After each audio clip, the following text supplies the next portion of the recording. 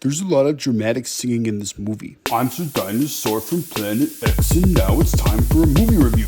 So there's a song right at the beginning called The Bells of Notre Dame, where the narrator named Clopin tells us about a bunch of French people in the past and how they were persecuting Romani people.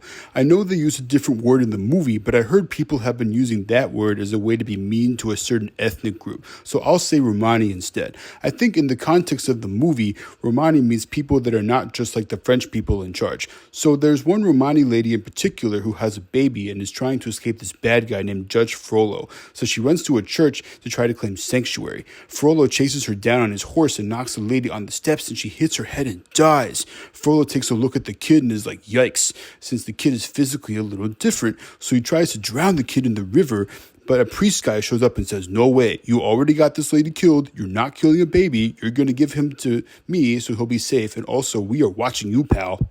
Frollo's afraid of burning in hell and hanging out with demons in the hot place forever, so he reluctantly agrees to raise the kid as his own. But he names the kid Quasimodo, which is a mean thing to call somebody since it means half-formed in French. Then we see a grown-up version of Quasimodo ringing the bells, and the song gets all epic, like it started as this sad story, but in the end it's a celebration. And I'm like, oh yeah, this is cool. I think I'm gonna like this movie. So now we're hanging out with Quasimodo, who's in the bell tower with his gargoyle buddies. This movie is called The Hunchback of Notre Dame because Quasimodo is a guy whose back is hunched all the time and he lives in the cathedral. Frollo thinks Quasimodo is ugly and he wants to hide the guy from the world, so he discourages him from going out into the city and tells him a bunch of fake religious baloney.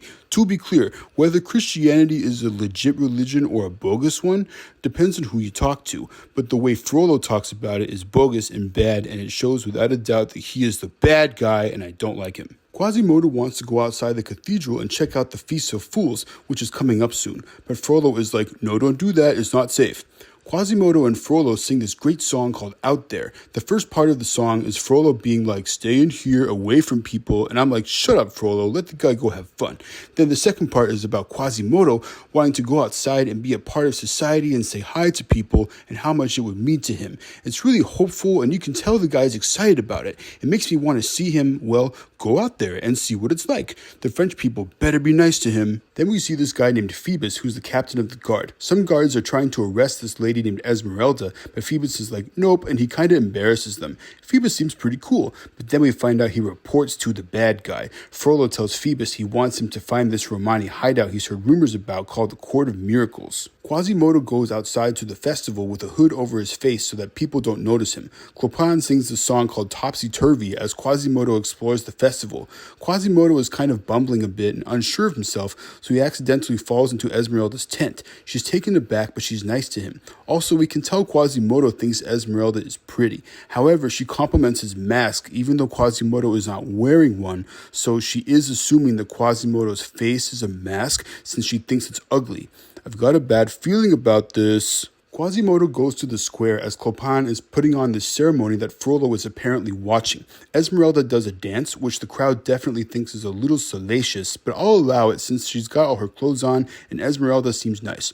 But things take a turn at the next part. Clopin announces it's time to crown the King of Fools, which apparently is supposed to be a costume contest.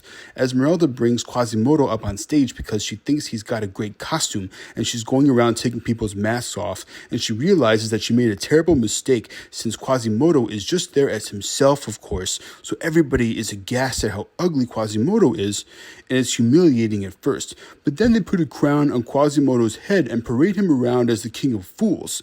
It seems weirdly nice, like they're celebrating him, but then the guards start throwing food at him, and the crowd joins in and lassos ropes around him so people can keep pelting the guy with food, and now I'm getting pretty upset, you guys. Quasimodo's a nice guy, and this is abuse. Phoebus looks at Frollo and asks for permission to stop the crowd from hurting Quasimodo further, but Frollo's like, nah, let it go on a little longer, to teach him a lesson. Okay, I'm done with this Frollo guy already. He's freaking evil and cruel for no reason, and I've already had it with this dude. Like, I'm not one to advocate for violence or anything, but let's just say I wouldn't mind at all if somebody punched that guy in the face. Anyway, Esmeralda intervenes and apologizes to Quasimodo. Then when Frollo tells her to stop protecting the guy, she calls Frollo a fool in front of the whole crowd. Yes, Esmeralda made a bad mistake, but I think she means well, and what she's doing right now is pretty cool. She escapes when the guards try to catch her and makes a fool of them in the process. process.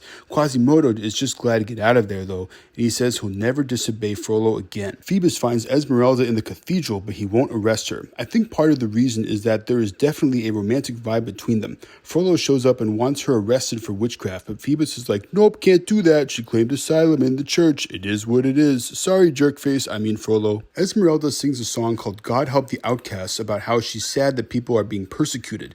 She finds Quasimodo and they get to know each other a bit and become friends. She lets Quasimodo know that Frollo is telling him a lot of bad stuff, lies, and bigoted propaganda. Since Esmeralda defended him, Quasimodo helps her get out of the cathedral without getting caught.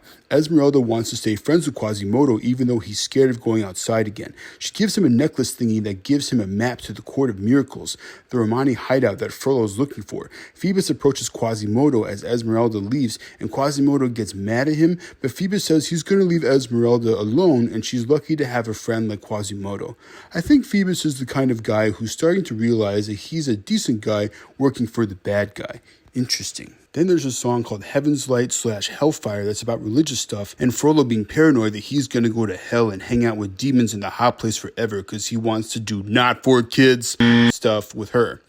I would think Frollo's real problem is that he wants to have Esmeralda murdered if she doesn't want to be his girlfriend. Hey, Mr. Psycho Crazy, I got news for you. That girl wouldn't touch you with a 10-foot pole. Honestly, if somebody said, hey, Esmeralda, I'll give you a lot of money if you hold this 10-foot pole I touched Frollo with, then she'd say yuck and throw up everywhere. Anyway, Frollo starts doing a literal witch hunt to find her, trying to bribe other Romani people and burning people's houses down. Phoebus refuses to burn down a house that Frollo thinks has Esmeralda in it, so Frollo calls him a traitor and says he'll have Phoebus executed if the guards find him. Phoebus gets hit by an arrow and falls into the river as he and Esmeralda escape, so she brings him to the cathedral for safety. Meanwhile, Quasimodo's gargoyle buddies sing a song called A Guy Like You about how they think Esmeralda likes Quasimodo in a romantic way. This is not helpful, of course, since when Esmeralda brings an injured Phoebus to the cathedral, it's clear that they're falling in love, which makes Quasimodo sad. Frollo shows up and realizes that Quasimodo likes Esmeralda and helped her escape. He bluffs and says that he knows where the Court of Miracles is and that he's going to take the guards there and attack at dawn. Quasimodo and Phoebus talk about what to do. Quasimodo's like, I don't know, I'm of no use out there. But Phoebus is like, she rescued you before, dude, you gotta help. So they team up to help. They find the Court of Miracles and get captured by the Romani people who sing a song about the Court of Miracles and how Quasimodo and Phoebus were not supposed to find it, so they're gonna kill them. But Quasimodo and Phoebus make it clear that they're Romani sympathizers and they are there to warn everybody about Frollo's attack. But of course it turns out that Quasimodo and Phoebus just led Frollo there by mistake, so he arrests everybody. Quasimodo is chained on the bell tower roof and Esmeralda is about to be burned at the stake. Frollo leans in and he's like, hey girl, be my girlfriend and you won't die in a fire. Esmeralda spits in his face. Before Frollo can kill her, Quasimodo swings down from the cathedral on a rope like Tarzan. That's my next Disney animated movie review, by the way. And he gets Esmeralda free, brings her up to the cathedral, and claims sanctuary for them. Frollo lays siege to the cathedral, though, and Phoebus starts a rebellion. Things are getting crazy, you guys. Quasimodo's gargoyle buddies help from above as Phoebus and the crowd fight the guards in front of the cathedral. It starts to get all crazy, and suddenly there's lava everywhere. Frollo breaks into the cathedral on his own, pushes the priest guy aside, and searches for Quasimodo. He's not going to be stopped this time. Frollo is super out of control, and it's time for him to get got. Frollo shows up as Quasimodo is crying over a seemingly dead Esmeralda. Frollo pretends to feel sad for Quasimodo's loss, but he's got a dagger and he tries to stab Quasimodo. But Quasimodo stops him, denounces Frollo for good. Esmeralda wakes up and Quasimodo whisks her out of there. But now Frollo pursues him with a sword. Frollo confronts Quasimodo, reveals that Quasimodo's mother died trying to save him, and Frollo vows to kill Quasimodo. But the cathedral turns against Frollo, so he falls and goes splat.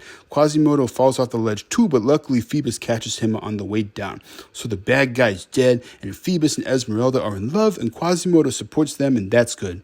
But what's really good is that Esmeralda brings Quasimodo outside and introduces him to everybody as the guy who helped save them. There's a really nice part where a kid comes up to Quasimodo and greets him in a friendly way. Clopin is there. He calls out 3 cheers for Quasimodo.